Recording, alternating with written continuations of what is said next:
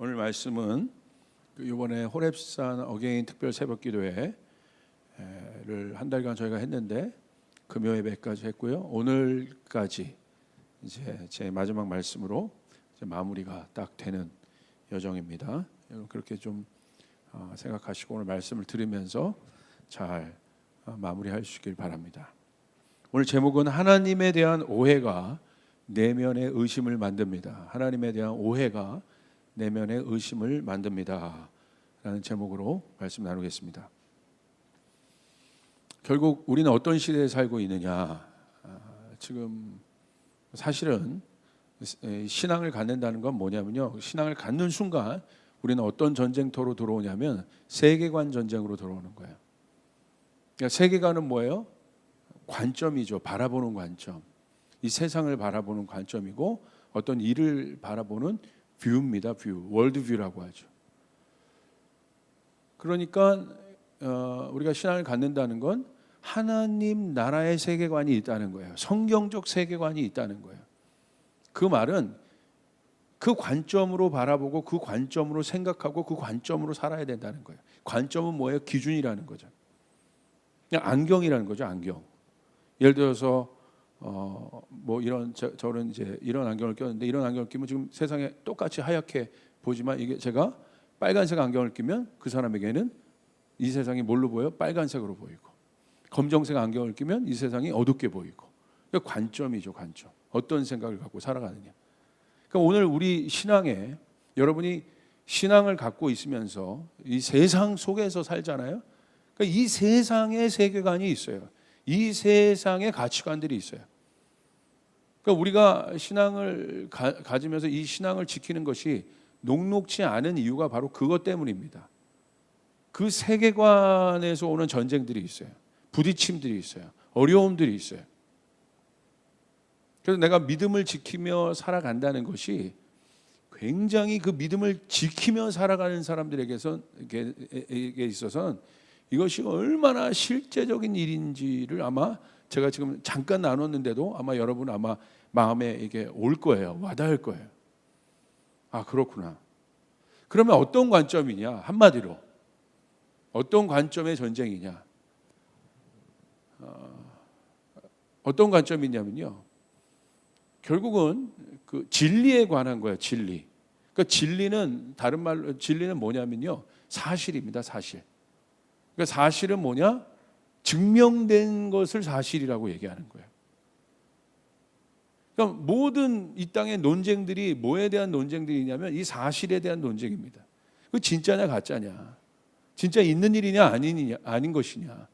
그걸 위해서 자기의 그 주장들을 내세우기 위해서 뭘 가져와요? 증거들을 가져와서 그 사실을 증명하죠. 그래서 이 땅의 세계관은 이 증거를 굉장히 중요하게 여겨요. 그래서 여러분 재판에서도 제가 그런 걸 좀 찾아봤는데 재판에서도 증거 재판주의를 따르고 있습니다. 우리는 그냥 재판하는 게 아니에요. 재판은 옳고 그름을 가리는 문제잖아요. 이게 사실이냐 아니냐를 가리는 문제잖아요. 근데 그 사실이냐 아니냐를 뭘로 판단할 것이냐? 판사가 뭘 들어요? 뭘 기준으로 합니까? 증거를 가지고 옵니다. 그 사람이 주장하는 바에 대한 증거가 확실해야 그것이 받아들여지는 거예요. 그러니까 증거 싸움인 거예요. 증거 싸움. 증거는 뭐예요? 보여지는 거예요. 분명한 거예요. 근데 그게 없으면 아무리 내가 뭘 우겨도 소용이 없는 거예요. 그러니까 증거에 대한 싸움이라는 거예요. 증거에 대한. 그래서 우리가 신앙도 우리가 추상적인 것이 아니라 우리 신앙생활이 결국 믿음의 싸움인데, 자, 하나님 나라의 세계관은 뭐냐면 바로 이 믿음 위에서 모든 것을 증명하는 겁니다. 세상은 믿음 없이 증명하는 거고 하나님 나라의 세계관은 우리가 알고 있는 바 진리를 믿음으로 증거하는 거예요. 그게 바로 어디에 있습니까? 히브리서 11장 1절 2절에 여러분 이 말씀 잘 알잖아요. 믿음은 뭐냐? 바라는 것들의 실상이고 보이지 않는 것들의 증거다. 뭐라고 되어 있습니까? 증거라는 거예요. 증거. 그러니까 그러니까 증거가 없는 것은 믿음이 아니라는 거예요. 다시 말하면. 그 증거를 가진 사람이 믿음의 사람이라고 성경은 이야기하고 있고요. 2절에 보면 뭐라고 나와 있습니까? 선친들이 누구야? 믿음의 조상들, 하나님의 사람들. 이 사람들이 무엇으로써, 믿음으로써 뭘 얻습니까? 증거를 얻었다는 거예요. 그러니까 사실 여러분 굉장히 실제적인 거죠. 그러니까 우리는 하나님을 믿는, 하나님이 계시다고 믿는 사람들이고, 하나님이 없다고 믿는 무신론자들은 그들도 우리에게 요구하는 건 뭐예요? 너희가 주장하는 바에 대한 증거를 대라는 거예요. 그러니까 무신론자들과 기독교 변증가들의 전쟁은 바로 이 증거에 대한 싸움이에요. 서로 증거를 대는 거예요. 무신론자들도 이런 일들로 봐서, 이런 결과로 봐서 하나님은 없다. 증거가 여기 있다. 변론자들도, 변증가들도 아니다. 역사 속에서 여러 고증이나 이런 걸 통해서 너희가 말하는 모든 것들이 사실이 아니다. 이런 증거를 봐라. 하나님이 살아계시다. 이것에 대한 논쟁입니다. 굉장히 실제적이죠. 믿지 않는 사람들이나 하나님을 믿는 사람들 모두 뭘 갖고 싸워요? 증거를 가지고 싸우고 있다는 거예요. 그러니까 믿음은 사실은 추상적인 것이 아니라 증거에 대한 이야기라는 거예요. 여러분에게 그 증거가 있기를 주님의 이름으로 축복합니다. 증거가 있어야 돼. 증거가 있어야 우리가 주장하는 바가 사실로 받아들여질 수 있는 거예요. 그래서 오늘은 그 증거가 뭔지에 대해서 우리가 한번 성경적으로 바라보길 원해요. 여러분, 그런 관점에서 여러분 하나님의 말씀을 보십시오. 그냥 우리가 이 말씀에 대한 이 말씀이 우리는 하나님이고 하나님의 말씀이라는 사실을 우리는 받아들이고 믿고 있어요. 그러니까 우리는 믿음으로 증거를 얻는다는 거예요. 믿음으로. 그런데 세상 사람들은 우리가 그렇게 말하면 헛소리 한다고 얘기해요. 무슨 믿음으로 증거가 생기냐. 우리는 믿음으로 증거를 얻는 자이고 세상 사람들은 그 믿음이라는 것을 굉장히 추상적으로 여기죠. 그러니까 우리가 그렇게 얘기하면 굉장히 어려워합니다. 힘들어합니다. 그러니까 이 성경은 그들에게 있어서 뭐예요? 그냥 일반 종교의 경전의 하나일 뿐이에요. 너희들이 믿음으로 믿었을 뿐이야. 그건 너희들의 리그의 것이야. 너희들이 만들어낸 하나님에 대한 이야기야. 이해가 안 되죠. 왜 이해가 안 될까요? 큰 두 사조가 있습니다. 세계가. 우린 그걸 뭐라고 얘기하냐면 하나님은 영적이십니다. 영이십니다. 여러분 믿습니까? 영은 보이지 않는다는 거예요. 우리 한계를 넘어선다는 거예요. 시공간을, 우리가 살고 있는 이 시공간을 넘어선 차원이라는 거예요. 우린 그걸 뭐라고 얘기해요? 슈퍼내추럴이라고 얘기해요. 그러니까 그걸 뭐예요? 초자연주의, 슈퍼내추럴리즘. 사실 믿음은, 하나님은 그 위에 존재하고 있어요. 여러분, 하나님을 본 분이 있습니까, 여기? 왜 못 봅니까? 초자연적이신 분이기 때문에. 다른 차원의 분이기 때문에. 하나님 볼 수가 없는 거죠. 성령을 본 사람이 있습니까? 그래서 힘든 거예요. 어려운 거예요. 내추럴한 세계관에서, 내추럴한 뭐에 보여지는 거예요. 보여지는 거. 더 구체적으로 얘기하면 이 땅 이외에 그 이후에 어떤 것도 존재하지 않는다. 그냥 내가 사는 이 땅, 그거 말고는 없는 겁니다. 뭐 내세, 뭐 천국, 지옥, 이거 아무것도 존재하지 않는 거예요. 그냥 내가 사는 이 바운더리, 내가 보는 것, 내가 듣는 것, 내가 느끼는 것, 그게 그냥 중요한 거예요. 그게 뭐예요? 내추럴이에요. 내추럴. 여기를 절대 넘어가지 않습니다. 근데 우리가 갖고 있는 믿음은, 성경은 다 어디에 대한 거예요? 이 바운더리를 다 넘어선 이야기예요. 하나님이라는 존재 자체가. 거기서 오는 엄청난 충돌이 있어요. 오늘날 기독교가 받는 가장 큰 공격은 바로 뭐냐면 이 부분에 대한 공격이에요. 우리가 믿고 있는 이 슈퍼내추럴한 일, 하나님의 존재 자체가 초월적이신데 그 일에 대한 공격인 것이에요. 그걸 누가 만들었을까요? 무슨 과학자가 다윈 같은 이런 사람들이 사실은 세계관에 엄청난 영향력을 줘서 하나님을 그것을 배우고 들으면 하나님 없는 것 같죠. 부인하지만 사실은 누가 하나님의 존재를 거부할까? 영이신, 하나님은 영이신데 누가 하나님이 영이신데 그분이 실제하는 분이라는 것을 누가 가장 싫어할까요? 여러분 한번 생각해요. 누가 싫어할까요? 무신론자가 아니죠. 누가 싫어할까요? 하나님은 영인데 다른 영이 싫어하는 거예요. 이 영이 증거되면 영적인 세계에서도 전쟁이 있다는 건 그겁니다. 자기 영역들이 있는 거예요. 자기가 지금 차지하고 있는 영역들이고 다스리고 있는 세계가 있는 거예요. 근데 만약에 이 부분이 인정이 된다면 이 세계가 무너지는 것이죠. 누가 싫어합니까? 사단이죠. 사단의 목적은 그것입니다. 하나님의 존재 자체를 지워버리는 거예요. 하나님이 없다고 얘기하는 것이죠. 그러니까 사단이 이 세상에 만든 수많은 세계관들이 있어요. 하나님의 존재 자체를 거부하는 세계관들이 있어요. 오늘 교회는 어디 있어요? 성도들은 어디 있어요? 그 중심 안에 있다는 거예요. 그러니까 지금 이런 세상 속에서 하나님의 존재 자체를 우리가 믿음으로 하나님이 계십니다 라고 여러분 우리가 설명한다는 것 자체가 굉장히 이상한 사람으로 여기는 세상 속에서 우리가 살고 있는 거예요.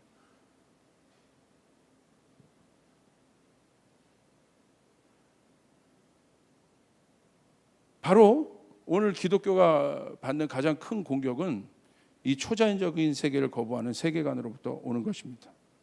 그래서 여러분 복음서가 굉장히 중요합니다. 복음서가. 성경을 읽을 때 저는 이제 처음 성경을 읽는 분들에게 저는 이제 복음서를 먼저 가장 얘기하는데 이 복음서의 핵심이 있어요. 왜 복음서를 기록했는가? 공간복음, 마태마가, 누가 공간복음 또 요한복음이 있는데 왜 복음서를 기록했는가? 복음서를 기록한 목적이 뭐냐?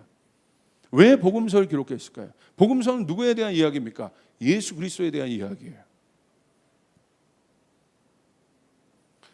특별히 예수님이 행하신 증거에 대한 이야기들이에요. 왜 이 일이 중요합니까? 예수님이 이 땅에 오셔서 뭘 행하셨어요? 많은 곳에서 증거를 보여주셨어요. 결국 그 증거가 드러날 때 알게 된다는 것이에요. 이게 증거의 특성입니다. 믿음은 바라는 것들의 실상이고 증거라고 했어요. 증거가 있어야 믿음이 존재하는 거예요. 믿음이 성립되는 거예요. 예수님이 이 땅에 오셔서 한 것이 인간의 힘으로 할 수 없는 많은 곳에서 뭘 보여주셨어요? 증거를 보여주셨어요. 얼마나 많은 초자연적인 사인들을 보여주셨습니까? 이게 복음서의 내용들이에요. 왜 이런 일들을 기록했을까? 그것은 아주 간단합니다. 베드로의 신앙 고백을 증명하는 거예요. 베드로의 신앙 고백은 무엇입니까? 예수가 누군지를 고백하는 거예요. 예수는 그리스도시요 살아계신 하나님의 아들입니다. 할렐루야. 이거를 증거하는 게, 증명하는 게 복음서를 기록한 목적이에요. 예수님이 누구냐? 예수님이 행하신 많은 초자연적인 일들을 보면서, 그 사인들을 보면서 사람들이 뭘 알기 시작해요? 저 사람이 청년이 아니라 하나님의 아들이구나. 사람이 할 수 없는 그 일들을 예수님께서 사인과 증거로 보이시면서 사람들은 뭘 갖기 시작해요? 그 사인을 통해서, 그 증거를 통해서 감추어졌던 것들이 나타나기 시작하는데 그 감추어졌던 것들이 뭡니까? 예수님이 하나님의 아들이라는 거예요. 그래서 베드로는 그걸 고백합니다. 정확하게. 주는 그리스도시요 하나님의 아들입니다. 할렐루야. 그 고백 위에 교회가 세워져요. 다른 고백 위에 세워지는 것이 아니라 사람이 많이 모이는 중심가의 교회를 세우는 것이 아니라 교회는 어디에 서느냐? 베드로의 그 고백 위에 음부의 권세를 깰 권세를 갖고 있는 교회가 일어난다고 그랬어요. 아멘. 거기다 그 고백 위에 교회가 세워진다는 거예요. 교회는 뭐냐? 그 고백을 하는 사람들이 모인 곳이라는 거예요. 내 소원 성취하는 곳이 교회가 아니라 그 고백을 하는 자들이 모여 있는 곳이 교회라는 거예요. 어떤 고백이요? 주는 그리스도시요. 예수님은 하나님의 아들이십니다.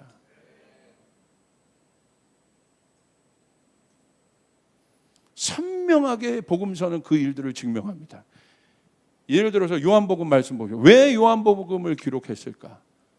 사도 요한이 왜 요한복음을 기록한 목적이 무엇일까? 여기 나와 있죠. 요한복음 20장 30절부터 31절. 예수께서 제자들 앞에서 이 책에 기록되지 아니한 다른 표적도 많이 행하셨으나 오직 이것을 기록함은 너희로 예수께서 하나님의 아들 그리스도이심을 믿게 하려 함이라. 할렐루야. 믿게 하려고, 딴 게 아니라. 내가 이 요한복음을 쓰는 이유는 예수님이 행하신 일과 예수님에 대해서 쓰고 그분이 행하신 기적과 표적들, 그 사인들을 내가 기록하는 이유는 무엇이냐? 우리로 하여금, 읽는 우리로 하여금 예수님이 하나님의 아들 그리스도이심을 믿게 하려고 내가 쓴 것이다. 또 너희로 믿고 그 이름을 힘입어 생명을 얻게 하려고 이 말씀을 쓴 것이다. 너무나 선명하죠. 기록의 목적, 저자가 왜 이 요한복음을 기록했는지 선명하게 기록되어 있습니다.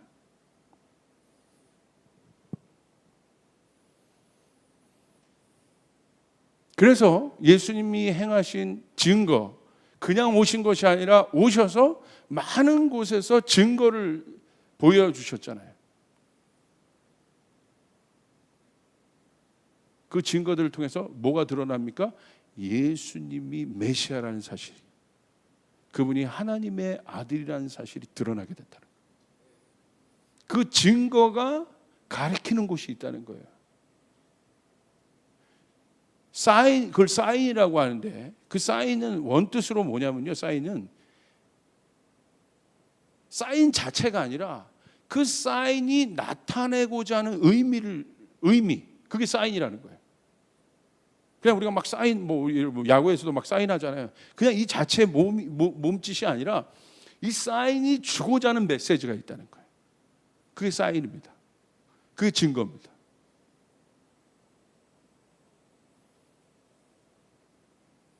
복음서에 초자연적인 사인이 많이 나타나는 이유는 그 사인이 내포하고 있는 의미가 있음을 이야기하고 있습니다. 그 의미는 무엇입니까? 하나님의 아들이다. 예수 그리스도가.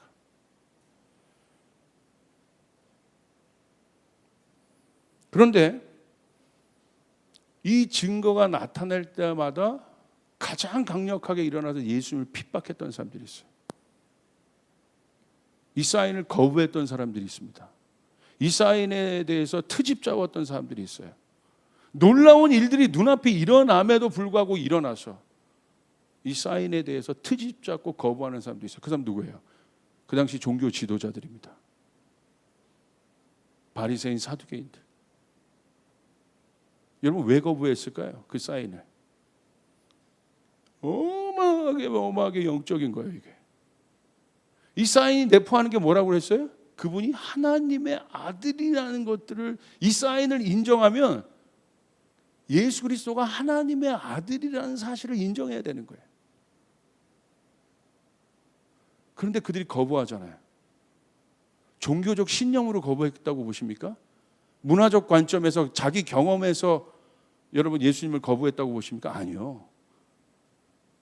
그 안에 뭐가 있는 것입니까? 사탄이 있는 거예요. 마귀가 있는 거예요. 여러분 이게 굉장히 중요한 영적 원리인데 이거 잘 하셔야 돼요. 영적인 일을 싫어하는 존재는 엄마도 아니고 아빠도 아니에요. 아니면 나를 방해하는 어떤 것도 아니에요. 마귀입니다. 이런 겁니다. 우리가 믿음을 가진 사람들이 그 이상의 것들을 생각하지 못하더라고. 영적인 생각을 못하더라고. 내가 교회에 잘 오려고 마음을 먹었어요. 마음을 먹다가 오다가 뭐 누구랑 같이 오다가 아니면 아는 사람일 수도 있고 아니면 친한 사람일 수도 있고 가족일 수도 있고 오다가 어떤 일 때문에 둘이 갑자기 다툼이 일어났어, 차에서. 그래서 막 마음이 상했어. 오늘 예배 안 해. 나 오늘 말씀 안 봐. 대부분의 사람들이 거기서 끝내요. 잘 보세요. 내가 예배 안 드리고 말씀 안 보는 걸 누가 좋아하겠습니까? 딱 한 존재만 싫어해요. 딱 한 존재만 좋아해요. 내가 하나님 앞에 나가지 못하는 거, 내가 예배 못하는 거, 내가 말씀 안 드리는 거, 우리는 내가 기분 나빠서 내가 오늘 예배하기 힘들다 이렇게 생각하는데 영적으로 생각해 보세요. 딱 한 존재가 내가 예배하는 걸 싫어해요. 누굽니까? 마귀입니다. 저도 이런 경우가 있어요. 바로 이제 말씀을 전하려고 이제 들어가는데 에스컬레이터에서 어떤 분을 만났어. 근데 그 에스컬레이터에서 만난 그분이 정말 제가 시험에 들 만한 말을 그 찰나에서 나는 올라가고 그분은 내려오면서 어떤 말을 툭 던졌는데 그게 툭 오는 거예요. 와, 상하더라고. 힘들더라고. 그 마음으로 바로 들어서 저는 말씀을 전해야 되는데 힘들더라고. 여러분 영적으로 생각해야 돼요. 그렇게 해서 내가 내 그 기분 나쁨에 내가 빠져서 내가 결국 말씀 막 전하기 싫은 마음 생기고 막 짜증나고 거기서 끝나는 것이 아니라 누가 싫어하냐는 거예요. 그거를 누가 좋아하냐는 거예요. 그거를 내가 오늘 하나님 말씀 보면 누가 제일 싫어할까요? 내가 하나님 앞에 기도하면 누가 제일 싫어할까요?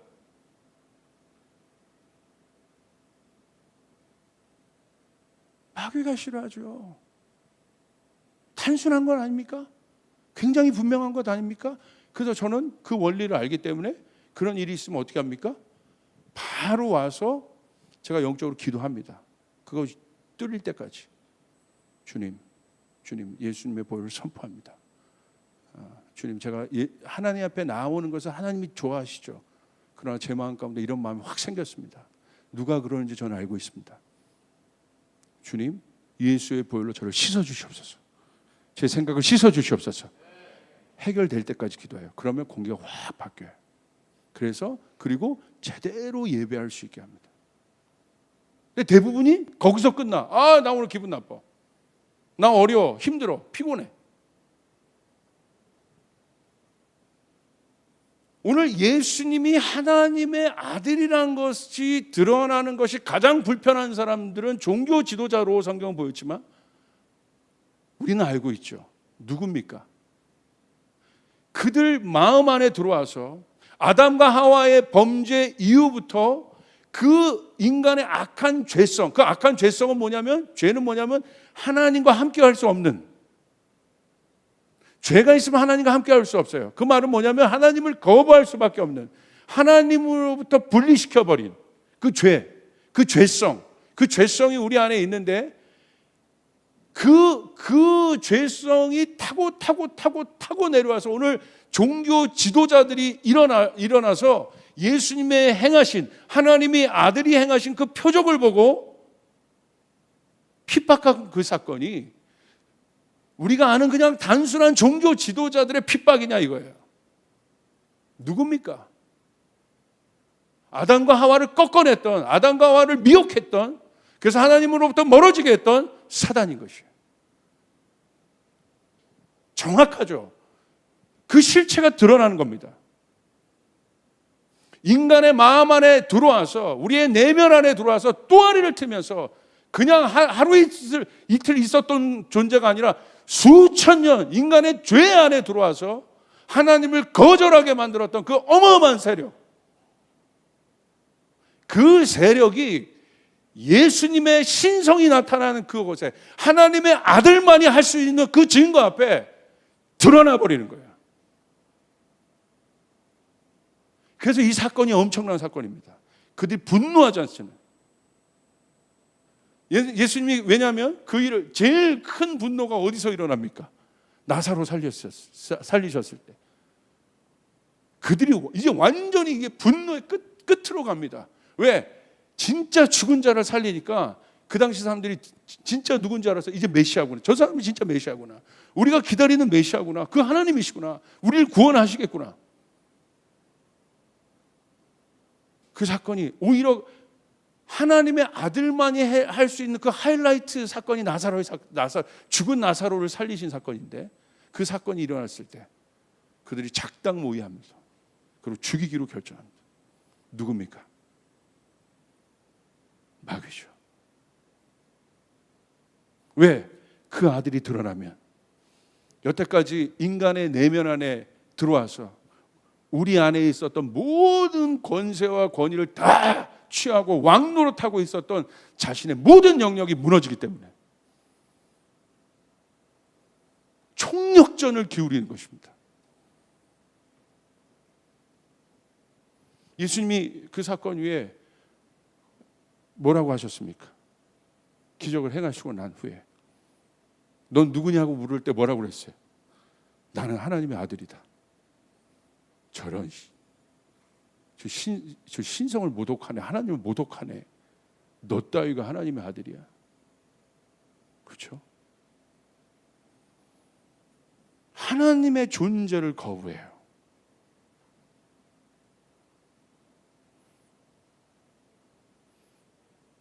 근데 저는 이렇게 봐요. 예수님이요, 그 초자연적인 증거를 행하셔서 하나님의 아들이신 것을 보인 것은요, 일부러 그들을 격동시키는 거예요. 오랫동안 저 밑바닥에 숨겨와서 겉으로는 하나님을 아는 사람처럼 살지만 무신론자들이잖아요. 이 사람들은 무신론자들보다 더하죠. 하나님의 말씀은 엄청나게 많이 알지만 증거 하나 없는 자들, 경건의 모양이 있지만 경건의 능력 하나 없는 사람들. 예수님 오셔서요, 진짜 그것을 드러내버리신 거예요. 그거. 제가 봤을 땐 의도된 격동이라고 볼 수 있습니다.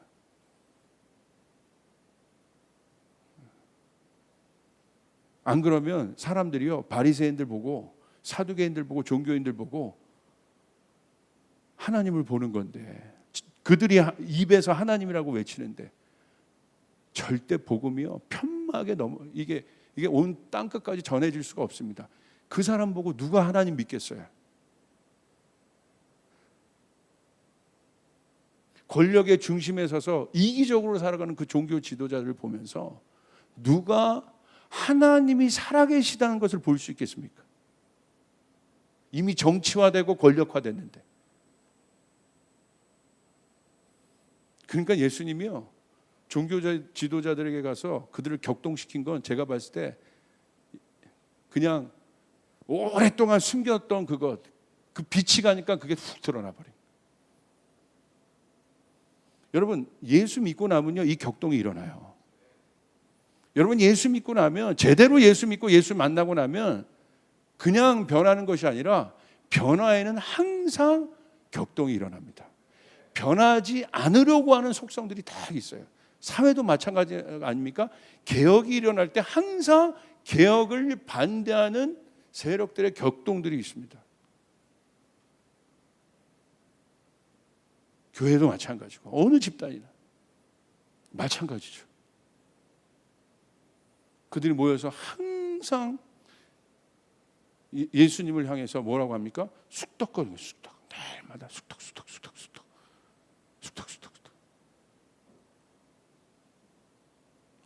저는 이 사건이 너무 강력하게 다가왔어요. 자, 그런 관점에서 여러분 요한복음 말씀 한번 보세요. 요한복음 1장 1절이 어떻게 시작됩니까? 아마 말씀이 앞에 보여질 텐데 1장 1절이 어떻게 시작돼요?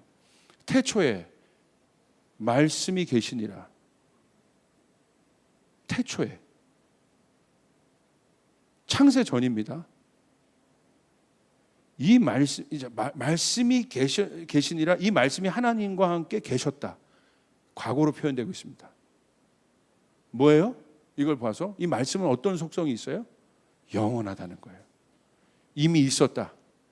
태초에 시작할 때 하나님의 말씀이 있었다. 이 말씀은 영원합니다. 풀은 마르고 꽃은 시드나 하나님의 말씀은 영원한 것입니다. 영원한 불변의 말씀이 있다는 거예요. 있었다. 그런데 이 말씀이 누구냐? 이 말씀이 곧 하나님이시라. 우리가 보는 이 말씀이 일반 경전이 아니라 뭐라? 이 말씀이 하나님이다. 이 말씀은 하나님과 계셨다. 태초에 있었다. 하나님의 말씀은 영원하다. 하나님의 말씀이 이루어질 것이다. 하나님의 말씀 반드시 이루어진다. 그분이 그러신 것처럼 하나님의 열심히 이 말씀을 이루어 가실 것이에요. 약속이기 때문에. 그렇죠? 말씀이잖아요. 근데 문제는 뭡니까? 너무 멀어. 태초. 간극이 너무 커. 알겠어요. 지식으로도. 오늘 읽었으니까. 하나님의 말씀이 있구나. 있었구나. 근데 이것이 나에게 믿음으로 오기까지는 참 어려운 문제야. 아는데. 그래서 예수님이 오셨어요. 그래서 예수님 오셔서 육신의 옷을 입고 오셔서 예수님이 첫 기적을 행하십니다. 첫 기적이 뭡니까? 청년들 첫 기적이 뭐예요? 예수님이 행하신 첫 기적. 뭐 하지 말고 뭐예요? 옆 사람에게 서로 봐서 예수님이 행하신 첫 기적. 하나, 둘, 셋. 중풍병자? 뭐 이런 뭡니까? 가나의 혼인잔치죠. 물을 포도주로 바꾸신 사건이에요. 자, 이게 왜 중요한 사건입니까? 첫 기적이에요. 아직 예수님이 누군지 모르고 있었을 때 예수님이 행하신 첫 기적이에요. 초자연적인 기적이에요. 물이 포도주가 됐다는 건 본질이 바뀌었다는 거예요. 인간은 포도주를 가지고 이런 맛들을 낼 수 있고 물을 가지고 뭐 탄산수 이런 정도를 만들 수는 있지만 그거를 조금은 변형시킬 수 있지만 본질 자체를 바꿀 수 없어요. 본질 자체를 바꿀 수 있는 분은 누구예요? 하나님이신 거예요. 창조주밖에 없는 것입니다. 그래서 이 예수님이 행하신 첫 기적이 엄청나게 중요한 기적이에요. 본질을 바꾼 기적. 우리는 죄인이었습니다. 예수님을 통해서 의인이 된 것입니다. 할렐루야. 죽을 수밖에 없는 우리들이 예수님을 통해서 천국 가게 된 것이에요. 본질이 바뀐 거예요. 육적인 우리들이 예수를 만나서 영적인 존재가 되었어요. 본질이 바뀌었어요. 어둠의 자식들이었던 우리들이 예수를 만나서 하나님의 자녀가 되었어요. 본질이 바뀐 거예요. 다시 태어나게 된 것이에요. 본질이 바뀌는 것을 변화라고 얘기하는 거예요. 우리는 내가 여기서 조금 나아진 것이 변화가 아니라 성경에서 말하는 변화는 10평 가졌던 사람이 20평 살게 된 것이 변화가 아니고 작은 차 탄 사람이 큰 차 타는 것이 변화가 아니고 이런 직장에서 내가 대기업 간 게 변화가 아니라 성경에서 말하는 변화는 우리의 본질이 바뀌었다는 것이에요. 우리의 존재가 바뀌었다는 것이에요. 그건 예수님만이 할 수 있는 거예요. 하나님만이 할 수 있는 것이에요. 여러분 믿습니까? 물이 포도주가 된 것이에요. 본질이 바뀐 거예요. 근데 왜 이 사건을 예수님이 행하셨을까? 요한복음 2장 11절을 한번 보여주세요. 요한복음 2장 11절. 자 보세요. 예수께서 이 첫 표적이라고 되어 있어요. 사인. 이 첫 표적을 갈릴리 가나에 행하여 그의 영광을 나타나심에 이 말씀이 중요하죠. 제자들이 그를 믿더라. 그때부터 믿기 시작한 거예요. 와, 저분이 하나님의 아들이구나. 그를 믿더라. 아는데 믿어지지가 않은 거였잖아요. 하나님이 누군지를 아는데 믿어지지가 않는 거예요. 하나님의 말씀을 내가 아는데 하나님의 말씀 자체의 능력이 믿어지지가 않는 거예요. 그것이 오늘 우리의 고민 아니겠어요? 하나님 말씀대로 행하면 내가 살고 회복되고 치유되고 내 인생이 주님 앞에 성공되는지를 아는데, 여러분 압니까? 여러분 아십니까? 하나님 말씀대로 내가 결혼하면 내 결혼이 행복해지는 걸 알아요. 안 믿어지는 거예요. 하나님이 창조주시기에서 태초에 있었던 그 하나님이 물을 포도주로 만들 수 있는 분이라는 걸 아는데, 그 당시 유대인들은 알았어요. 안 믿어지는 거예요. 근데 예수님께서 오셔서 그 기적을 행하십니다. 첫 표적. 이 첫 표적이 의미하는 바는 무엇입니까? 제자들이 예수님을 믿더라. 결국 믿음에 대한 것 아니에요. 우리가 증거를 갖기 위해서는 결국 뭐에 대한 것입니까?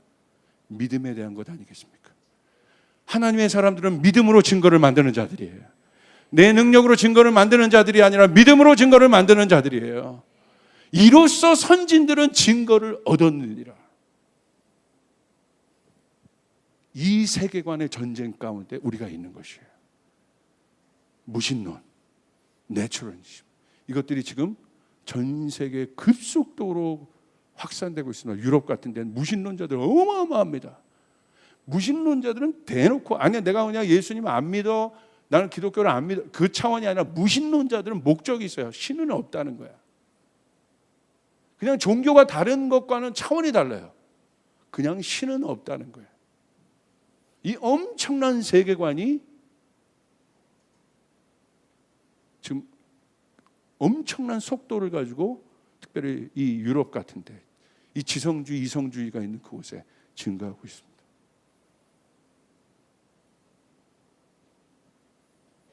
왜 하나님이 코로나를 두셨을까? 저는 이런 시대적 상황들을 볼 때 감이 오는 게 있어요. 결국 교회가 믿는 우리들이 하나님의 증거를 갖고 있지 않기 때문에, 우리들도 여전히 하나님을 믿고 있지만 우리 안에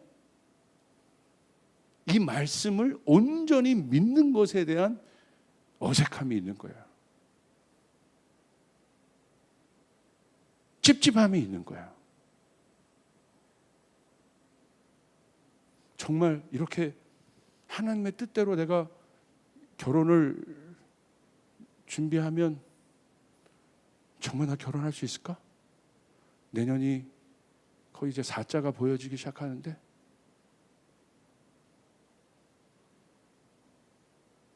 근데 갑자기 누가 나타났어요. 누가 나타났어? 신앙 빼고는 내가 원하는 걸 다 갖고 있어. 툭, 툭, 그 소리. 이게 잘 지켜봤는데 툭, 툭.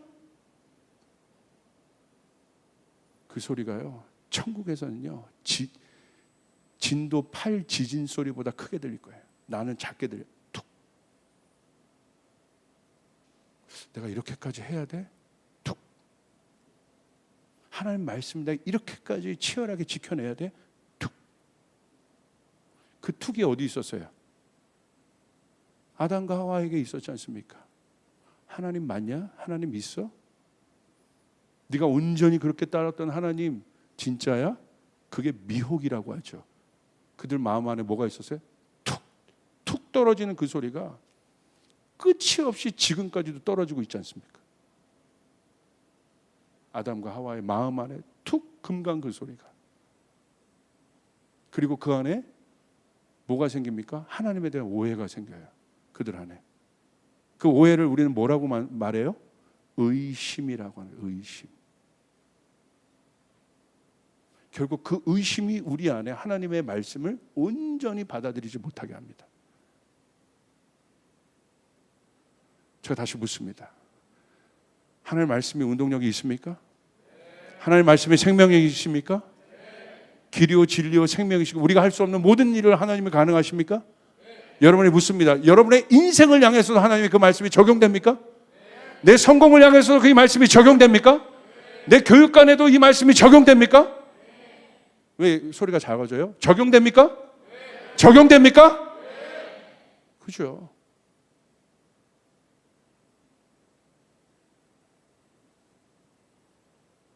그런데 우리 안에 뭐가 있어요? 의심.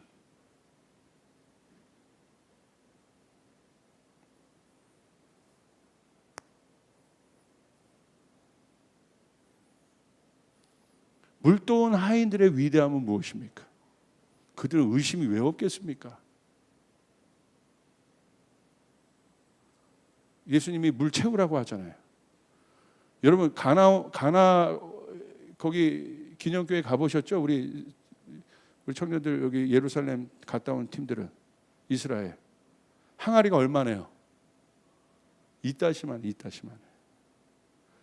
요만한 항아리도 아니고 그만한 항아리 6항아리 채우라는 거예요. 물이 여러분 지금처럼 툭 틀면 막 나오는 곳이에요? 물이 얼마나 귀한 곳이에요, 거기가. 그거를 물도온 하인들이 그 물을 다 채운 거예요. 누구 말 듣고? 자기 동네에서 같이 큰 청년 이야기 듣고 채운 거예요. 예수님 물을 포도주로 바꾸십니다. 물이 변하여 예수님이 말씀하시길 물이 변하여 크게 예수님 나에게도 말씀하셔서 새롭게 다 같이 변화시켜 주소서. 예수님이 말씀하시니 물이 변하여 포도주 되었네. 내 생각이 아니라 내 능력이 아니라 예수님이 말씀하시니. 예수님이 어떻게 사단을 물리치셨습니까? 갑자기 초자연적인 은사를 가지고 막 장풍을 막 쏘면서 막 중국 무협 영화에서 막 이러면서 그랬습니까? 기록된 말씀으로 get out. 가. 그가 있었던 세상의 권력과 이 자리와 이 억만금을 가지고 예수님 앞에 능력을 가지고 오잖아요. 예수님 비웃죠. 요즘 말로 꺼져. 이게 어디 기록된 말씀으로 말씀. 이런 말씀에 힘이 있습니까? 왜 우리가 이번 기도했습니까? 왜 호렙산이겠습니까? 출애굽의 목표는 뭡니까? 우리는 언약의 백성이라는 거예요. 우리에게 언약의 땅이 있다는 사실이에요. 약속의 땅이 있다는 사실입니다. 이제 진짜입니다. 이제 이 기도가 끝나고 이제는 진짜예요. 내가 그것을 믿느냐 안 믿느냐. 결국 의심을 가졌던 이스라엘 백성들은 광야에서 다 죽었습니다. 약속을 못 받습니다. 그 의심이 그들에게 불평을 만들었습니다. 그 의심이 그들에게 하나님의 자리를 대신하는 송아지 우상을 만들었습니다. 옛 문화를 다시 가져왔습니다. 의심입니다. 말씀이 있었음에도 불구하고 초자연적인 그 증거를 날마다 봄에도 불구하고 그들 안에 있었던 어마어마한 의심, 사단이 아담 때 만들었던 죄의 그 뿌리가. 근데 결국 누가 봤습니까? 여호수아. 순종하여 들어간 여호수아는 약속의 땅을 얻었습니다. 이젠 그 싸움이에요. 여러분, 이제 우리 청년들은 여호수아의 영을 가져야 되는 것이에요. 여호수아의 영을 가져야 되는 것이에요. 이 불확실성의 시대에 뭘 믿겠습니까? 정치를 믿을 겁니까? 철학을 믿을까? 이념을 믿을까? 뭘 믿겠습니까? 우린 주님을 믿어야 되는 거예요. 흔들리지 않는 그분을 믿어야 되는 것이에요. 그분은 나를 가장 좋은 곳으로 인도하세요. 출애굽하신 그분의 목표는 나를 약속의 땅으로 데려가는 것이에요. 그냥 광야에서 죽는 것이 아닙니다. 우리가 약속의 땅이 있다는 사실. 우리 청년들 그 사실 믿으십니까? 그 청년들은요, 세상이 말할 때 쳐다보지 않는 직업, 그냥 알바를 하면서도 그 청년들은요, 거기서 끝나지 않아요. 그 속에서도 기쁘게 일할 수 있어요. 제 말을 해서 좀 그렇지만 제가 저희 아내에게 보여줬던 그 결혼에 대한 확신은 그거밖에 없었다니까. 예수 잘 믿는 거. 만났는데 제가 뭐가 있습니까? 깨진 가정이 있죠. 깨진 가정 참 어려워요. 그리고 군대도 현역도 못 갔어. 방위. 학교도 늦게 들어갔어. 변변치 않아. 아버지 개척교회. 뭐가 있겠어요. 그러나 전 만나서 자매, 고자매, 나에겐 꿈이 있다네. 나에겐 약속이 있다네. 이 땅의 다음 세대들, 하나님 나라. 그거 들을 때 믿어지는 거예요. 저 사람은 하겠다. 그 속에서도. 그러니까 제가 얘기하죠. 동방박사 셔터를 내리면서도. 동방박사 뭐라고 그랬어요? 거기 기독교 백화점. 그 셔터를 1, 2년을 내리면서도 아침에 들어가서 청소하면서 하나님 나와 함께 하시네. 듣는 마음 맞아. 그 당시에 듣는 마음이 아니라 생명의 말씀이었어요. 넘어져도 쓰러져도 하나님의 약속이 나에게 있다. 할렐루야. 지금도 마찬가지예요.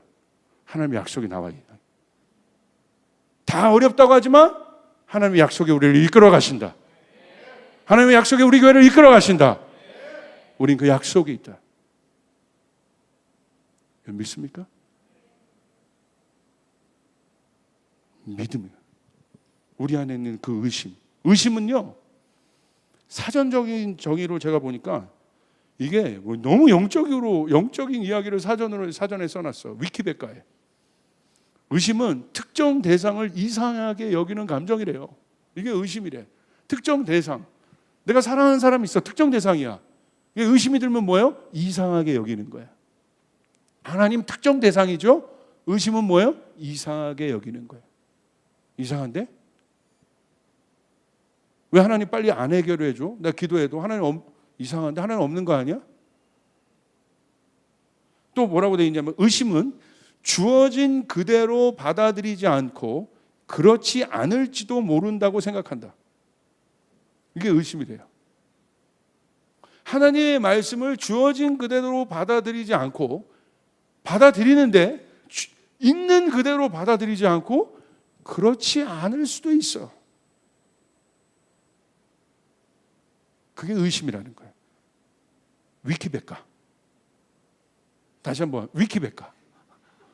위키백과에서 이렇게 와 이게 의심이야. 이걸 가지고 의심이 있었던 모든 사건, 선악간 사건부터 다 넣어보니까 이 정의를 가지고 넣어보니까 다 해석이 돼요. 왜 그들이 마귀의 유혹에 넘어갔는지 그렇게 생각한 거예요. 있는 그대로 보여주지 않는 거야. 야, 너 잘 믿어서. 그러나 그렇지 않을 수도 있잖아. 저 이야기, 저 헌신, 저 돌파의 간증들은 목사님, 선교사님들의 이야기야. 너는 상관없는, 너도 일어나면 좋겠지만 그렇지 않을 수도 있을걸? 이게 의심이라는 거예요. 여러분, 의심이 있으면 왜 문제냐면요. 의심이 있으면 같이 못 살아요. 왜냐하면 의심은 깬 거예요. 깨진 거예요. 관계가 깨진 거예요. 제가 제 비유는 이런 비유 안 드리겠습니다. 사랑하는 사람이 있어요. 부부가 있어. 근데 둘이 사랑하는데 의심이 생기기 시작했어. 같이 살 수 있겠어요? 그걸 우린 뭐라고 얘기해요? 의처증이라고 하고 의부증이 얘기해요. 하는 것마다 있는 그대로 내 마음 안에 들어오지 않는 거야. 저 사람 저 왜 저러지? 뭐 있는 거 아니야? 저 남편이 왜 저래? 뭐 있는 거 아니야? 그때부터 뭐예요? 검색하고 불안해하고 찾아다니고 쫓아다니고 무슨 말을 해도 못 믿고. 우리는 하나님의 말씀에 대한 사단이요, 그 의부증, 의처증을 심어놓은 거예요. 예수님이 이 땅에 오셔서 우리에게 그것만큼 어떻게 더 보여줍니까? 하나님의 말씀을. 하나님이신 말씀이신 그분이 이 땅에 오셔서 오늘 말씀대로 요한복음 1장 1절, 1장 14절 말씀이 육신이 되어 우리 안에 거하시매. 할렐루야. 말씀이 육신이 되었다는 거예요. 육신이. 초자연적인 세계가 내추럴한 세계로 들어오기로 결정한 거예요. 들어오면 안 되는데 초자연적인 세계가 이 차원이 더 높아서 밑에 차원을 품어야 되는데 오히려 그 고차원이 저 차원으로 들어와 버린 거예요. 엄청나게 대가 지불을 하신 거고요. 하나님이 겸손케 들어오신 거고. 그래서 우리 예수님을 뭐라고 해요? 그는 하나님과 동등된 분이지만 자신을 겸손히 낮춘 분이라는 거예요. 그게 윤리적인 겸손이 아니라 예수님의 겸손의 차원을 생각해 보시라는 거예요. 그분이 육신이 돼서 우리 가운데 들어오셨다. 하나님이 예수 그리스도의 옷을 입고 우리 안에 보여진 바 되게 들어오셨다. 거부할 수 없도록. 어떻게 더 증명합니까? 그죠? 사람들이 놀란 거죠. 와, 진짜 하나님이 우리 안에 거하시나.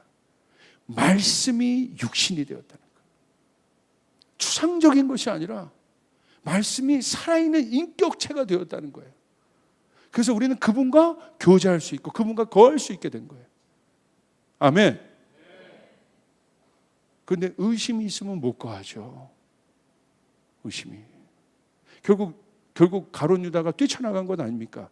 내가 저 사람 통해서 우리 민족의 해방을 보려고 했는데 아닌 것 같은데 의심이 생겨요. 결국 어떻게 됩니까? 뛰쳐나가요. 의심의 문제입니다. 그 의심은 결국 뭐예요? 하나님에 대한 오해. 하나님에 대한 오해는 뭐냐? 하나님과의 인격적인 관계를 해본 적이 없는 거예요. 그러니까 하나님의 말씀도 이게 어려운 거예요. 하나님과의 그 인격적 관계를 맺어본 적이 없으니까. 다시 인격적인 관계라는 건 뭐냐면 하나님 우리 아버지시잖아요. 성경은 하나님을 우리 아버지로 계속 보여주고 있거든. 아들이 아버지와 맺었던 그 엄청난 관계처럼 하나 된 것처럼 요한복음 17장에 너희도 우리도 하나 되기를 원하시는 예수님의 중보기도. 우리도 그 하나님과 그런 친밀한 관계를 맺기 원하시는 하나님의 마음, 예수 그리스도의 마음. 우리의 종교의 행위가 문제가 아니라 오늘 우리와 신앙은 뭐냐면 하나님과 나와의 관계를 얘기하는 거예요. 그 관계가 회복될 때 그 위해서는 뭐가 있어야 되는가? 우리 안에 그 의심이 없어야 됩니다. 나가세 다시요. 나가세 걸어가세 눈과 귀에 없어도 나가세 확실히 청년부는 음이 딱 맞네. 1부 예배 때 이거 했더니 14부 화성이 나와요. 14부. 의심이 있기 전에 버리기 전에 한음으로 좀 맞추라고 그랬어요. 제가. 사랑하는 여러분, 예수님 우리 안에 말씀이 육신이 되어서 거하셨다는 사실. 이게 그냥 문자 하얀 공책에 써진 잉크로 쓴 그 말씀이 아니라 이 말씀이 예수 그리스도가 되어서 우리 안에 거하셨다는 사실. 우리가 되셨다는 사실.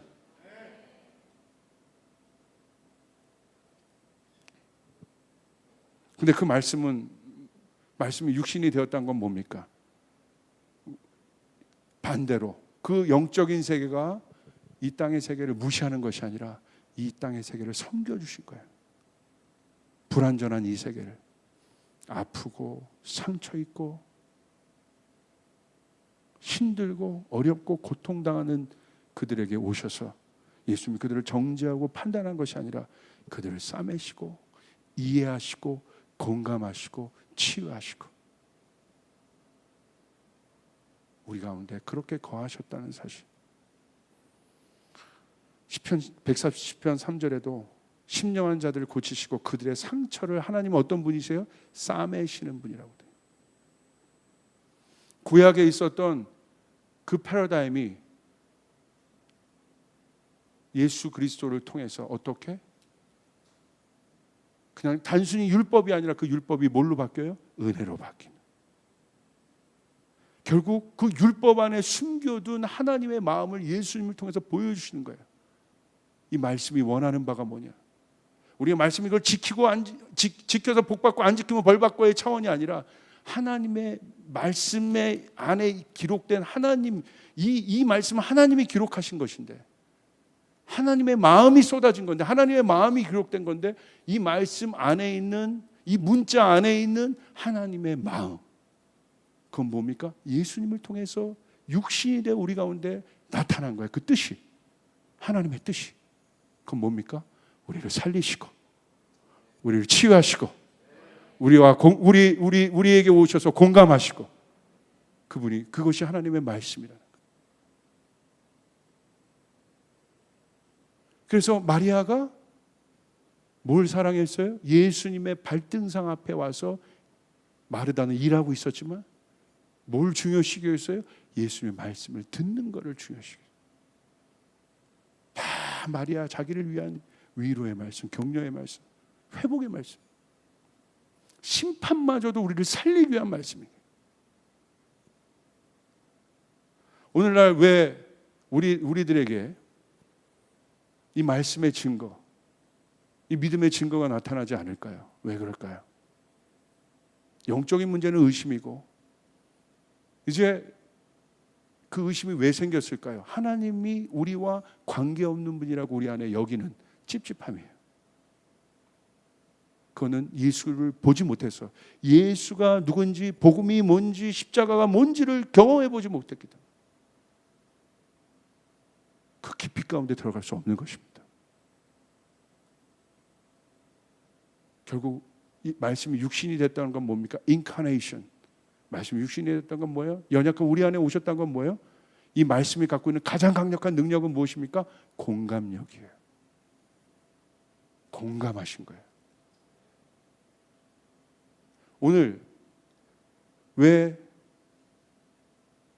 세상은 이렇게 고통스럽고 어렵고 힘들고 어려운데 교회는 그들로부터 멀어져 있습니까? 왜 그렇습니까? 복음은 공감하는 것이에요. 그들 고통 안으로 들어가셨습니다. 종교인들은 연약하고 힘들고 어려운 사람들 보면서 비판하고 정죄하고 나와 다르다고 그들을 평가했지만, 예수님은 그들 안에 들어가셔서 나도 너와 같다. 아니요, 그들보다 더 낮은 모습을 보여주셨어요. 그들 발을 씻기주셨어요. 공감해 주신 거예요. 아무도 그들의 문제를 공감해 준 분들이 없는데 예수님은 가셔서 그들의 문제를 공감해 주셨어요. 싸매 주셨어요. 보듬어 주셨어요. 제가 목회하면서 요즘 깨닫게 되는 것이, 제일 많이 회개되는 게 그거예요. 내가 하나님 말씀 많이 알았고, 그리고 하나님 말씀을 힘있게 선포했지만 내 안에 성육신된 하나님의 말씀, 예수 그리스도의 말씀이 무엇인지 실제적으로 내 안에 없었구나. 참 공감력이 부족한 목사였구나. 항상 가자! 이런 부분은 많이 했지만 뒤를 돌아보니 저를 따라올 때 피를 질질 흘리면서 일어나! 막 이러면서 이게 필요했지만 회개되는 거예요. 참 내 안에 공감하지 못했구나. 성교도 공감 아니겠습니까? 그들의 아픔이 내 아픔이 되어 공감되어지는 것. 그 이웃의 아픔이 내 아픔이 되어 공감되어지는 것. 이것이 복음 아니겠어요? 그래서 성경 공부 많이 한다고 내가 복음을 아는 거예요? 여기서 예배한다고 내가 그 복음을 아는 거예요? 진짜 복음은 뭐예요? 예수님이 육신이 되어서 우리 안에 거하신 것. 할렐루야. 얼마나 회개가 되는지.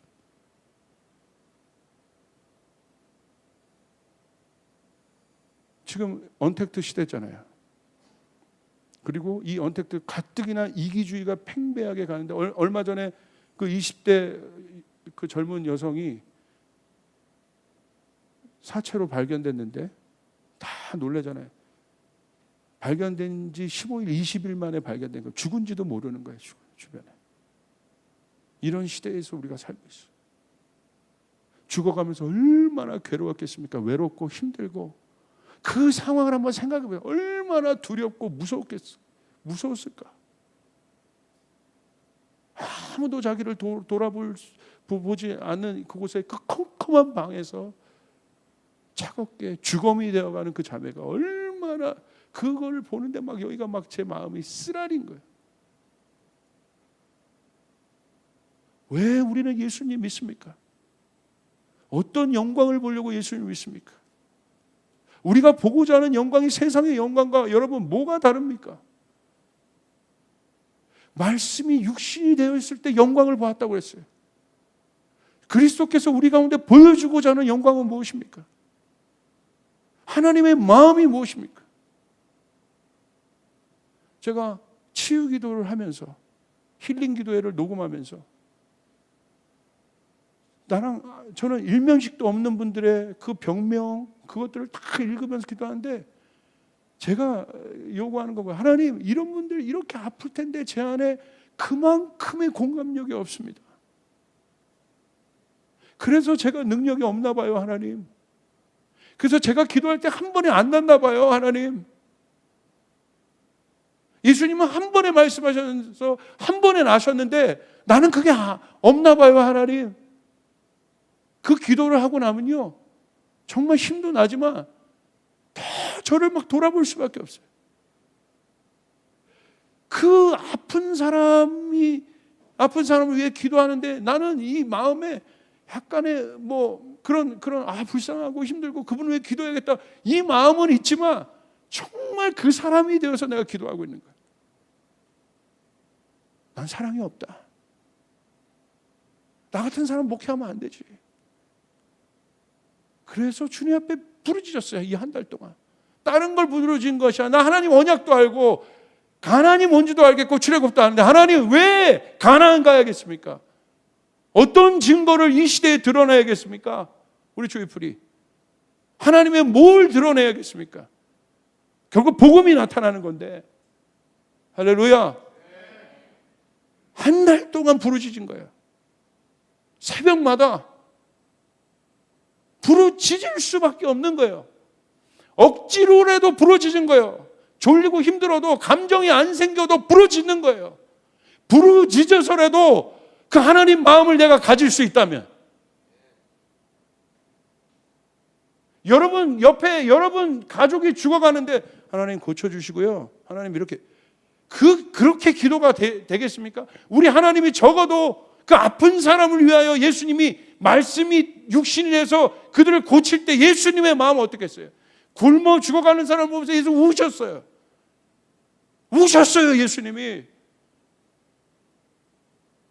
그들의 배고픔을 보시고 예수 우셨어요. 그들의 고단함을 보고 예수님이 마음 아파하셨어요. 수고하고 무거운 짐진 자들. 사실 교회가 회복해야 될 교회의 본질은 대면 예배가 아니요, 이 복음의 본질이 회복돼야 되는 것이에요. 아멘. 이 복음의 본질이 해결돼야 되는 거예요. 여전히 우리는 그러지 못하잖아요. 공감력이 없잖아요. 저는 우리 청년들이 진짜 복음을 알고 일어났으면 좋겠어요. 말씀이 육신이 되었다는 것이 무엇인지를 알고 여러분 이 세상을 살아가셨으면 좋겠어요. 그것이 의미가 있는 거예요. 그때 하나님은 여러분에게 사인을 나타내실 것이에요. 하나님은 여러분에게 표적을 나타내실 것이에요. 초자연적인 일들을 드러낼 것이에요. 그때 여러분 예수 그리스도를 증거해야 되는 것입니다. 그분이 그 마음, 그 한 사람, 그 마음을 품고 있는 사람을 예수님 찾으시는 거예요. 여러분 우리 자신을 놓고 생각해 봅시다. 제 자신을 놓고도. 우리가 죄인이잖아요. 우리가 알잖아요. 솔직하게. 예수님이 나를 공감해 주신 거죠. 그게 복음이죠. 다 거들떠보지 않았는데 내가 나를 알잖아요. 그 예수님이 나를 공감해 주신 거예요. 우리는 그 은혜를 잊으면 안 됩니다. 그래서 그 마음으로 부족하고 어렵지만 작은 것들을 나눠서 선교하는 거고, 그 땅으로 보내달라고 기도라도 하는 것이고, 사랑하는 우리 청년 여러분, 여러분의 가치, 여러분에게 복음이 있다는 것이 얼마나 중요한지를 아세요. 여러분 안에 하나님의 말씀이 있다는 것이 얼마나 중요한 줄 알아야 돼요. 내가 말씀대로 산다는 것이 무엇인 줄 알아야 돼요. 율법으로 말씀을 지키고 듣는 마음 하는 수준이 아니라 하나님의 말씀이 육신이 되어 우리 안에 거했다는 것이 무엇인지를 우리는 고민해야 되는 것이에요. 하나님, 이 땅에 고통받는 자들을 해결하여 주시옵소서. 제가 중동 선교를 간 이유는 딱 하나입니다. 딱 한 사진이 제 마음을 울렸어요. 그 사진은 뭐냐면 터키 해변가에 죽었던 난민 어린이의 쿠르드족 아이의 사진이었어요. 한참을 보고 울었어요. 전 맛있는 거 먹고 들어왔을 때 그거 봤어요. 하나님, 내가 복음을 갖고 산다는 게 무엇입니까? 내가 복음을 안다는 것이 무엇입니까? 하나님 말씀이 내 안에 있다는 것이 무엇입니까? 하나님, 부족하지만 저희를 사용하여 주시옵소서. 우리를 써주시옵소서. 그 마음이에요. 그래서 부족하지만 이렇게 대화하기 시작했어요. 한 번도 그렇게 한 적이 없는데. 예전에는 주로 제가 다 항상 시키는 거, 이것도 하고 저것도 하고 가자. 근데 출애굽 때 저에게 주신 마음은 이드로의 마음이잖아요. 우리 교회에게 주신 건 이드로의 마음이잖아요. 모세를 세우는. 이드로가 모세에게 항상 무슨 말 했을까? 가자 가자. 그건 모세가 할 멘트고 이드로가 모세에게 가서 뭐에게 했을까? 그 지친 모세에게. 모세, 뭘 도와줄까? 내가 뭘 도와주면 돼? 이게 공감이에요. 우리는 요구만 하려고 해요. 이런 요구, 이건 요구. 교회에 와서 마저도 요구를 해요. 아니죠. 예수님 우리에게 보여주신 그 사랑은 요구가 아니죠. 예수님 우리에게 오셔서 성경이 예수 그리스도를 통해서 우리에게 66권이 하나로 정리가 됐는데 한 단어는 사랑이고요. 그걸 풀어 외치면 사랑은 뭐냐면 뭘 도와줄까? 뭘 도와주면 돼? 66권이 그 문장으로 써 있는 거예요. 고통받는 우리들을 향해서 하나님이 예수 그리스도를 통해서 내 아들을 보내니까 그 고통받는 사람들에게 예수님 가셔서 뭘 도와주면 되니? 제가 보기를 원하나이다. 너 뭘 도와주길 원하니? 제가 먹기를 원합니다. 뭘 도와주니? 도와주면 되니? 제가 일어나 걷고 싶습니다. 예수님의 기적은 거기서부터 나왔어요. 그 공감. 여러분, 그 이야기를 합시다. 할렐루야. 그 말 한마디가 우리를 살려요. 여러분의 스모를 바꿔요. 여러분의 가정을 바꿔요. 여러분의 공동체를 바꿔요. 1부 예배 때 제가 이 예화를 했는데 2부 예배 때도 하겠습니다. 마치십시오. 제가 어저께 설교를 준비하고 집에 좀 일찍 들어가서 밥을 먹으려고 가족이랑 오랜만에 딱 가족이 딱 들어갔는데 장날이야. 아무도 없는 거예요. 밥 먹고 싶었는데 그래서 배도 쫄쫄 굶었는데 막 배 너무 고프고 그래서 전화를 했는데 저희 사모는 안 받았고 우리 엘라한테 전화를 했어요. 엘라가 전화를 받더라고. 아빠 나 지금 들어가고 있어. 그래? 엄마 어디 갔어? 엄마 어디 간 것 같아. 그렇게 얘기해. 그래? 근데 내가 엘라한테 야 아빠 엄청 배고프다. 엄청 배고파. 배고파. 막 그랬어. 이때 엘라가 뭐라 하냐면 저한테 아빠 조금만 기다려. 그 말은 무슨 말이에요? 지가 들어와서 차려주겠다는 거야. 조금만 기다려. 근데 갑자기 그 말 듣는데 가슴이 툭 뭐가 맨날 나한테 요구만 하는 애잖아요. 어느 순간부터 갑자기 엄마가 바쁘니까 뭐 갑자기 툭 그러더니 집에 오더니 갈비찜이 있었어. 그 갈비찜을 지가 다 데워가지고 치글치글하고 아빠가 계란 좋아하니까 계란 후라이 2개에다 아니 계란 후라이 3개에 거기다 싹 해서 한 상을 다 차려놨어. 뿌듯하게 이렇게 쳐다봐요. 이야, 뭐예요? 저도 차려 먹을 수 있잖아. 근데 왜 제가 올 때까지 기다려요? 그 한마디 때문에. 아빠 조금만 기다려봐. 그러니까 그 작은 것을 공감해 줬다는 거예요. 내가 막 여태까지 있었던 피곤이 싹 무너지는 거예요. 그러니까 그 촬영한다 제가 어떻게 되겠습니까? 엘라야, 용돈 안 필요하니? 용돈 안 필요해? 어려운 게 아니에요. 성육신 이게요. 뭐 거창한 거에서 찾는 것이 아니에요. 그 말 한마디. 한 발자국만 더 가서 나도 힘들지만 손 하나만 조금만 더 뻗어서 어려운 사람에게 그 공감의 말 한마디를 해주는 거예요. 이게 말씀이에요. 이게 말씀이 육신이 돼 우리 안에 거했다는 거예요. 오늘 위로받으려고 왔는데 아니 이게 위로죠. 우리 예수님이 우리를 그렇게 이게 복음이고 성령님이 우리에게 다시 오시면서까지 어떻게 하셨어요? 성령님도 그거를 하시잖아요. 보혜사 우리를 도우시는 분이시다. 누구든지 하나님 앞에 아뢰라는 거잖아요. 하나님 우리와 함께 하십니다. 하나님 여러분을 공감하십니다. 사람에게 여러분 위로를 받을 필요 없어요. 내가 이제 그 말씀이 되어서 내가 복음이 되어서 이제 여러분 사랑하는 내 이웃에게 어려운 사람들에게 그 한마디 우리 한번 해볼까요? 뭘 도와줄까? 맨 도와달라는 얘기가 많은데 우리는 뭘 도와줄까? 모세야 뭘 도와줄까? 요나단이 다윗을 향해서 뭐라고 얘기했어요? 다윗 뭘 도와줄까? 여러분 이게 좀 멋지지 않아요? 그렇죠? 우리가 하나님 앞에 받기만 했지만 이제 오히려 우리가 감히 우리 조이풀은 감히 하나님 뭘 도와드려요? 이게 아들이잖아요. 감히 하나님 뭘 도와드릴까요? 하나님 부족한데 뭘 도와드릴까요? 하나님 항상 우리를 위해 다 주셨잖아요. 다 도와주셨잖아요. 이제 하나님 내가 하나님 뭘 도와드릴까요? 하나님 어떠시겠어요? 하나님 어떠시겠어요? 얼마나 행복하시겠어요? 여러분 우리 하나님의 그 기쁨이 되어드립시다.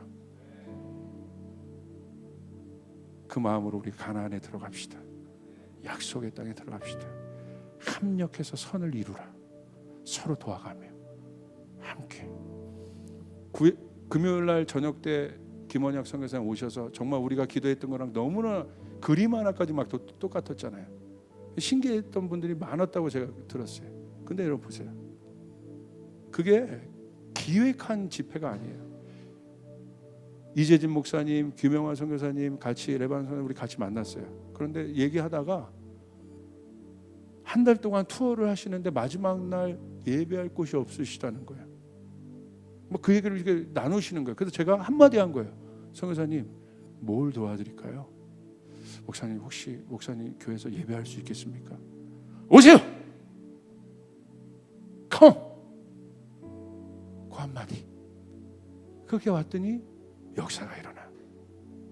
그 한마디. 오늘 여러분의 그 공감의 말씀 한마디에 역사가 일어납니다. 기적이 일어납니다. 치유가 일어납니다. 여러분 믿습니까? 여러분 오늘 가셔서 부모님에게 그래 보세요. 엄마 뭘 도와줄까? 저도 저희 아내에게 뭘 도와줄까? 조심히 하려고요. 너무 많은 것들 도와달라고 그럴까 봐. 조심히 우리 아내. 우리 서로 공동체 안에서 서로를 향해서 여러분 사역자를 향해서 사역자는 또 성도를 향해서 서로 뭘 도와줄까요? 우리가 그렇게 할 때 우리 안에 진짜 사랑의 능력이 나타날 줄 믿습니다. 우리 주님께 영광의 박수 올려드리겠습니다.